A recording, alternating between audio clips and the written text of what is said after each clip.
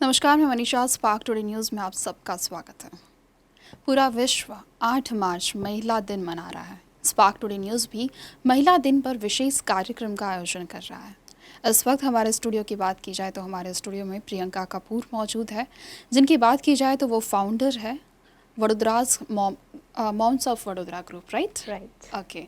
सो आप ही है ना जो लास्ट ईयर एक प्रोग्राम आयोजित किया गया था साड़ी डे का, जी, red sari run. Red sari run. Okay, वो एक प्रोग्राम था।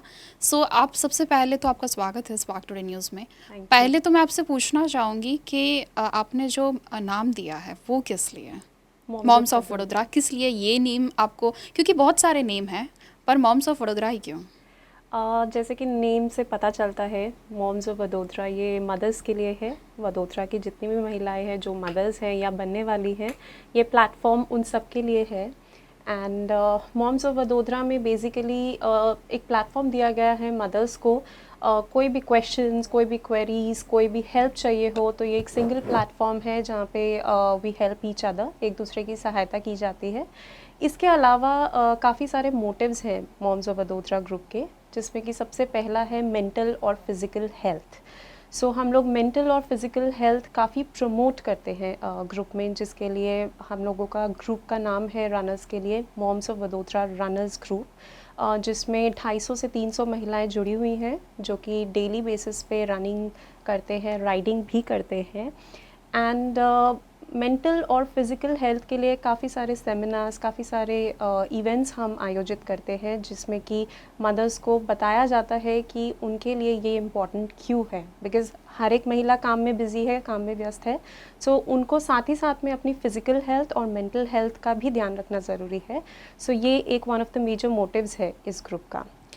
अच्छा, आपने जैसे ग्रुप के बारे में तो बता दिया, ग्रुप काफ़ी सेमिनार्स कर रहा है, काफ़ी सारे इवेंट्स इस ग्रुप द्वारा किए गए हैं, लेकिन ये बताइए इस बार क्या नया ला रहा है वुमेंस डे पे? वेल, लास्ट टाइम हमने वुमेंस डे पे रेड साड़ी रन किया था, एंड जो कि बहुत बड़ा ह्यूज सक्सेस था। और ये इवेंट होने के बाद में ही लॉकडाउन हो गया था। इस बार भी वुमेंस डे पे हम रेड साड़ी रन का आयोजन कर रहे हैं, लेकिन इस बार ये वर्चुअल इवेंट है।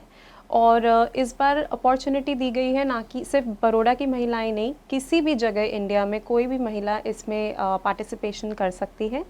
1 तारीख को ये इवेंट शुरू हो चुका है और 8 मार्च तक है, जो कि विमेंस डे है। इसमें 100 से ज़्यादा महिलाएं इस बार पार्टिसिपेट कर रही हैं और अपने अपने एरिया में अपने अपने रनर्स ग्रुप के साथ दौड़ रही हैं, फिर से रेड साड़ी पहन के।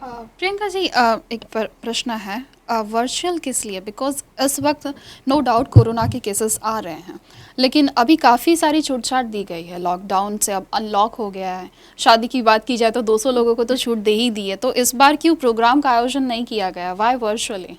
वर्चुअल इस बार हम इसलिए कर रहे हैं just for the safety point of view, क्योंकि जब हमने लास्ट टाइम भी ये प्रोग्राम का आयोजन किया था तो 300 से ज़्यादा महिलाएं थी, जो कि बहुत बड़ा नंबर है।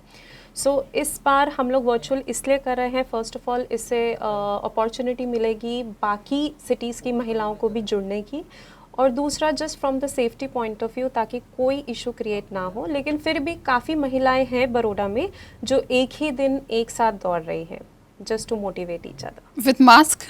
Yes, with so mask. इस बार कुछ न्यू दिखने को मिलेगा विथ मास्क, वो लोग लोगों को मैसेज भी पहुंचा रहे होंगे, सो ये भी बहुत Yes, अच्छी बात है। yes. जहाँ तक आपने बात किया, फाउंडर है राइट, तो आपने क्या सोचा कि मुझे ऐसा कोई ग्रुप बनाना है? फिर कब आपने ऐसा सोचा और कब आपने फिर ये शुरू किया? ओके, सो इसकी एक्चुअली बहुत ही लंबी स्टोरी है, बट उसे मैं बहुत ही शॉर्ट में बताना चाहूँगी। जब मेरी शादी हुई, मैं बेसिकली न्यू दिल्ली से हूँ, एंड जब मैं यहाँ शिफ्ट हुई थी तो काफ़ी टाइम लगा था एडजस्ट होने में, क्योंकि किसी को जानती नहीं थी यहाँ पे। फिर मैंने अपनी पढ़ाई आगे पूरी की, एमबीए किया, और 5 साल बाद मेरी बेटी हुई। उसके बाद में मुझे काफ़ी कॉम्प्लिकेशंस हुए, कॉम्प्लिकेशंस इन द सेंस मुझे पोस्ट नाटल डिप्रेशन हुआ, जो कि मुझे भी इनिशियली समझ नहीं आ रहा था। वेट गेन इश्यूज़ हुए और काफ़ी सारे हेल्थ इश्यूज़ हुए वेट गेन की वजह से, जो कि एकदम ड्रास्टिक था। मुझे कम से कम 1 साल लगा इन सब चीज़ों को समझने में और बाहर आने में। मैंने फ़िज़िकल एक्टिविटी शुरू की, काफ़ी कुछ किया। तब मुझे ऐसा लगा कि मेरी तरह काफ़ी और महिलाएं होंगी जो ये प्रॉब्लम से जूझती होंगी, लेकिन उनको समझ नहीं आता होगा कि एग्जैक्टली उनके साथ हो क्या रहा है। तो जस्ट टू गेट सारी मदर्स एक ही प्लेटफॉर्म पे, ताकि वो एक दूसरे से डिस्कस कर सके, अपनी प्रॉब्लम्स के सल्यूशन जान सके, इसलिए ये ग्रुप मैंने फॉर्म किया था। अच्छा, जैसे आपने बताया आप यहाँ से हैं नहीं, न्यू दिल्ली से हैं, दिल्ली और जी, न्यू दिल्ली। न्यू दिल्ली। जी, तो आप वहाँ से हैं आपने बोला, तो यहाँ पे आप बहुत कम लोगों को जानते थे, तो कैसे फिर ये ग्रुप एक्सपांड हुआ, आपने फिर कैसे सब लोगों के साथ कांटेक्ट किया? जब मैंने ये ग्रुप फॉर्म किया था तब मेरे कुछ दोस्त थे यहाँ पे, एंड शुरू जब किया था तो 40 लोगों से शुरू हुआ था, एंड धीरे धीरे सब मदर्स एक दूसरे को ऐड करते गए। फिर हमने एक्टिविटी शुरू की ग्रुप में, फेसबुक पे ही नहीं बल्कि फ़िज़िकली मिल के भी काफ़ी एक्टिविटीज़ किए, रनिंग प्रमोट किया। तो जैसे जैसे हम ये एक्टिविटीज़ करते गए और मॉम्स को पता चलता गया कि ऐसा भी कोई ग्रुप है बड़ौदा में, वो अपने आप इस ग्रुप के साथ जुड़ते गए, और आज 4000 से ऊपर महिलाएं जुड़ी हुई हैं। नाइस, मतलब ये आप लोग अलग अलग सेमिनार्स करते हैं, लोगों को बताते हैं, लोगों की जो प्रॉब्लम्स है वो भी सॉल्व करते हैं। सो सिर्फ ऐसा नहीं है कि किटी पार्टी वगैरह होती है? नहीं नहीं, ऑनेस्टली हमारे ग्रुप में किटी पार्टी होती ही नहीं है। Okay. हाँ, कल्चरल इवेंट्स होते हैं, जो कि हम जो भी फेस्टिवल्स होते हैं, चाहे वो ईद हो, चाहे वो बैसाखी हो, दिवाली हो, हम सब सेलिब्रेट करते हैं। कोविड टाइम में हम कुछ कर नहीं पाए, सब कुछ वर्चुअल हुआ, लेकिन सेलिब्रेट हमने तब भी किया। तो यहाँ पे रनिंग एक्टिविटीज़, फिटनेस एक्टिविटीज़ बहुत ही ज़्यादा होती हैं। इसके अलावा काफ़ी सारे एक्टिविटीज़ होती हैं अलग अलग एरियाज़ में। जैसे मेंटल हेल्थ है तो उसके लिए हम सेमिनार कंडक्ट करते हैं, या कोई भी एरिया को हमें ऐसा लगता है जिस पे थोड़ा सा महिलाओं को बताना ज़रूरी है, उस पे हम लोग करते हैं। हमने रिसेंटली अभी डिफेंस पे भी एक इंटरव्यू लिया था, जो हमारी मेजर प्रिया हैं, जो कि फर्स्ट इंडियन वुमेन है टू जॉइन आर्मी। हमने उनका लाइव इंटरव्यू लिया था टू टेल मदर्स कि आप अपने बच्चों को डिफेंस के लिए कैसे तैयार कर सकती हैं, और गर्ल चाइल्ड को डिफेंस में क्यों भेजना चाहिए। तो अलग अलग एरियाज़ में हम करते हैं। ओके, लाइक किटी पार्टी नहीं होती लेकिन सेलिब्रेशन हर फेस्टिवल का करते हैं, राइट, साथ में जी, मिलके। जी। बहुत अच्छी बात है। जैसे आपने बताया कि काफ़ी प्रॉब्लम्स हुई, उसके बाद आपने ये जो ग्रुप है शुरू किया। आपके ग्रुप के द्वारा और भी सारी मतलब लाइक एक्टिविटीज़ होती है, जैसे कि बड़ौदा में तो काफ़ी सारे लोग हैं जो नॉलेजेबल है, पर कुछ महिला गांव की भी ऐसी है जिनको बहुत सी चीज़ों का नॉलेज नहीं होता, तो उसके लिए आप लोग कोई प्रोग्राम कंडक्ट करते हैं आसपास के गांव के एरियो के लिए, या फिर जो एजुकेटेड कम है, जैसे अभी बात की जाए तो जो भी लोग एजुकेटेड है तो थोड़ा बहुत उन्हें पता चलता है वुमेंस को, पर जिन्होंने कम पढ़ाई की है और जो घर से बाहर नहीं निकलते, शादी के बाद काफ़ी टाइम घर पे ही रहे हैं और उनको ज़्यादा बाहर निकलने की छूट छाट नहीं है, तो उन्हें तो कुछ चीज़ें समझ में नहीं आती, तो उनके लिए कभी कोई प्रोग्राम किया है? ऑनेस्टली ये हमारा प्लान था एक्चुअली 2020 में करने का, आसपास के गांव में स्पेशली हमारा प्लान था जाके कुछ ऐसी एक्टिविटीज़ करने का, बट कोविड की वजह से ये नहीं हो पाया। बट डेफिनेटली हमारी टू डू लिस्ट में है। जैसे कि पादरा एरिया है, ये सब एरिया से काफ़ी महिलाएं जुड़ चुकी हैं ग्रुप से ऑलरेडी, लेकिन डेफिनेटली आप जो बोल रहे हैं ये भी मेरी टू डू लिस्ट पे है, एंड मोस्ट प्रॉब्ली जैसे ही चीज़ें थोड़ी नॉर्मल होंगी हम इस पे भी काम करेंगे। बिल्कुल, बहुत अच्छी बात है। और आपका आगे का एम क्या है? इस ग्रुप को आप कहाँ लेके जाना चाहती है और आगे आप क्या करना चाहते हैं? समाज में क्या बदलाव चाहते हैं? जी, जब हम विमेन की बात करते हैं या विमेन एम्पावरमेंट की बात करते हैं, आई बिलीव ये बहुत ही बड़ा सब्जेक्ट है। आप किसी भी तरह से विमेन को एम्पावर कर सकते हो, चाहे वो उनके काम को आगे बढ़ा के है, या उनको ये बता के है कि गर्ल चाइल्ड को पढ़ाना ज़रूरी है, उसे जॉब करने देना ज़रूरी है। मेरा मेजर एम ये है कि इस ग्रुप के थ्रू मैं महिलाओं को ये समझा पाऊँ कि हम सब बहुत ज़्यादा बिजी हो जाते हैं, स्पेशली शादी के बाद, बच्चों के बाद, लेकिन इस दौरान खुद का ध्यान रखना उतना ही ज़रूरी है जितना कि आप हर एक मेंबर, आपकी फैमिली मेंबर का ध्यान रखते हैं। तो हम सब बहुत इंग्रॉस्ड होते हैं अपनी ड्यूटीज़ में, रिस्पॉन्सिबिलिटीज़ में, लेकिन उस वक्त खुद की मेंटल और फिज़िकल हेल्थ का भी ध्यान रखिए, ये बहुत ज़्यादा इम्पॉर्टेंट है। तो ग्रुप इसी के लिए आगे बढ़ रहा है और यही जो पॉइंट ऑफ व्यू है लोगों को समझाने की कोशिश कर रहा है। इसके अलावा योर फाइनेंशियल इंडिपेंडेंस, तो उसके लिए भी हम लोग काफ़ी काम करते हैं, एंड बहुत सारे मीट एंड ग्रीट इवेंट्स होते हैं ग्रुप में, जिसमें महिलाएं जो घर से छोटा मोटा काम करती हैं वो इंट्रोड्यूस कर सकते हैं खुद को। एंड हमारी कोशिश ये रहती है ग्रुप के अंदर ही लोग एक दूसरे से सर्विसेज लें, जिसमें कि बाय लोकल गो लोकल भी हम प्रमोट करते हैं। So financial independence and promoting mental and physical health is the main motive. बहुत अच्छी बात है, ग्रुप के अंदर से ही आप लोगों को बैटर मिलेगा। जी। जैसे कि कभी पार्लर भी जाना है तो आप ही के ग्रुप में अगर कोई है तो बैटर जी। रहता है। जी। आपने जो एक चीज़ बोली बहुत ही महत्वपूर्ण है, पर शायद बहुत कम लोग उसे समझते हैं। आपने कहा खुद पे ध्यान देना ज़रूरी है।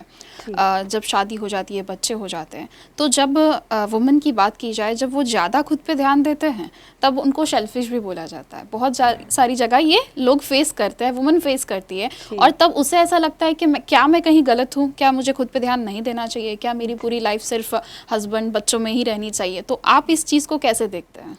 ओके, ये बहुत ही अच्छा क्वेश्चन पूछा आपने। इनफैक्ट ये हमेशा मेरे जहन में आता है जब भी मैं लोगों को बोलती हूँ कि खुद पे ध्यान दो। फर्स्ट ऑफ ऑल आपको खुद से ये पूछना चाहिए कि अगर आप खुश नहीं हैं, आप अपने फैमिली मेम्बर्स को कैसे खुश रख सकती हैं। मेरे हिसाब से अगर आप खुद खुश रहेंगी, खुद फिट रहेंगी, आप अच्छे से रिस्पॉन्सिबिलिटीज़ निभा पाएंगी, खुशी खुशी वो काम कर पाएंगी, प्लस आपके घर के मेंबर्स और आपके बच्चे वही देखेंगे और वही सीखेंगे। तो ना, आप सेल्फिश नहीं हैं जब तक आप अपनी फ़िज़िकल हेल्थ, अपनी मेंटल हेल्थ का ध्यान नहीं रखेंगी, आप अपनी फैमिली को 100% दे ही नहीं सकते। और अपना ध्यान रखना इज़ नॉट सेल्फिशनेस, आपको सबसे पहले खुद का ध्यान रखना है, क्योंकि अगर आपने जिम्मेदारी उठाई है अपनी पूरी फैमिली का ध्यान रखने की, तो खुद फिट रहना ही ज़रूरी है। आप एक दिन बुखार हो गया, बेड पे लेट जाओगे, पूरी फैमिली इधर से उधर हो जाती है, कोई किसी का काम नहीं कर पाता है। सो इट्स नॉट सेल्फिशनेस, आप खुद का ध्यान रख रहे हो ताकि आप पूरी फैमिली का ध्यान रखो, और जब अंदर से खुशी मिलती है, आप काम और भी बेहतर तरह से कर पाते हो। अच्छा, एंड में आप क्या मैसेज देना चाहेंगे? और जैसे आपने बोला अभी कि खुद अगर आप बीमार हो जाते हो तो पूरी फैमिली का काम तहस नहस हो ही जाता है, जी। तो उस टाइम पे लोग क्या एक्सपेक्ट करते हैं कि नहीं तुम थोड़ा बहुत काम कर दो, या फिर उस टाइम पे ना वो गुस्सा भी वुमन पे ही निकलता है कभी कभी कि तुम बीमारी क्यों हो गए, तुम्हारी वजह जी। से एक ताना हो जाता है कि तुम्हारी वजह से सारा पूरा घर। तो आप क्या कहना चाहेंगे कि सबको अपनी अपनी जिम्मेदारियाँ निभानी चाहिए, फिर वो हस्बैंड हो या मतलब बाकी फैमिली मेम्बर हो, तो आप उस बारे में क्या सोचते हैं? इंडिपेंडेंट तो सिर्फ वुमेन के अलावा बाकी सबको भी होना चाहिए। जी। जी। इसके लिए मैसेज वुमेन को नहीं देना चाहूँगी, इसके लिए मैसेज मैं हस्बैंड्स को देना चाहूँगी कि जब आप अपना काम खुद करेंगे इंडिपेंडेंटली, तो बेसिकली शेयरिंग इज़ केयरिंग। अगर आप घर का कुछ काम शेयर कर रहे हैं अपनी वाइफ से, तो ना ही उनका लोड इतना बढ़ेगा और ना ही बीमार होने की गुंजाइश बचेगी। सेकेंड चीज़ वुमेन के लिए भी है कि जब आपके बच्चे होते हैं, जब वो छोटे होते हैं, हम लोग जनरली अपनी गर्ल चाइल्ड को सब कुछ सिखाते हैं। हम लोग उन्हें बताते हैं कि आगे जाके आपको ये काम करना है, करो, लेकिन हम मेल चाइल्ड को वो सिखाना भूल जाते हैं, क्योंकि हमें पता है कि वो शादी करके कहीं नहीं जाएगा। सो वो आइडियोलॉजी हमें चेंज करनी पड़ेगी। दोनों को सिखाओ इक्वली, दोनों को घर का काम भी आना चाहिए और दोनों पढ़ाई में भी अव्वल होने चाहिए, तभी आगे जाके चीज़ें चेंज होंगी, कोई किसी पे डिपेंडेंट नहीं रहेगा। और शेयरिंग की जो भावना है वो मेन में तभी आएगी जब वो बचपन से वो काम करेंगे। अब अगर उन्होंने बचपन से कुछ किया ही नहीं है, तो बड़े होके अगर वाइफ बोलेगी कि हेल्प कर दो, तो ऑफ कोर्स ऑकवर्ड होगा वो उनके लिए। वो बोलेंगे मैंने कभी किया नहीं है, जी। मेरी मम्मा ने नहीं बोला था, तो मम्मा कहाँ ने नहीं जाते हो बोला। आप? तो So, आई वुड से कि काम करना कोई शर्म की बात नहीं है, चाहे वो विमेन करे या मेन करे। इनफैक्ट अपने बच्चों दोनों को सिखाइए, दोनों जेंडर्स को घर का काम आना इक्वली इम्पॉर्टेंट है। और हस्बैंड्स को भी थोड़ा सा वाइफ्स के काम में हाथ बटाना चाहिए, क्योंकि आजकल मोस्टली दोनों वर्किंग होते हैं, दोनों थक के घर पे आते हैं। तो अगर काम एक पे डिपेंडेंट हो जाएगा तो उससे फ्रस्ट्रेशन भी बढ़ेगी और घर में इश्यूज भी होंगे। सो कोऑर्डिनली एक दूसरे की हेल्प जहाँ पे पॉसिबल हो वहाँ पे कर दो, and you know that is going to be the happy married life. Thank you so much. हमने जैसे कि बहुत सारी बातें तो की, और एक बहुत अच्छा और सुंदर मैसेज उन्होंने दिया है कि शेयरिंग इज़ केयरिंग, और बहुत ही बड़ी बात है ये, क्योंकि ज़रूरी नहीं है कि सारा काम, सारा जो बोलते हैं वो सब महिलाएं ही करें। और मैं तो एंड में यही कहूँगी कि महिला दिवस सिर्फ 8 मार्च को नहीं, 365 डे होता है। हर बार मैं यही कह रही हूँ कि सिर्फ एक दिन मत मनाइए महिला दिवस को। और एंड में एक ही मैसेज कहना चाहूँगी कि नारी तू नारायणी, नारी देवी का रूप है, इतना सब कुछ मत कहिए। नारी सिर्फ नारी है, आप इतना ही कहेंगे तो भी हमारे लिए काफ़ी है।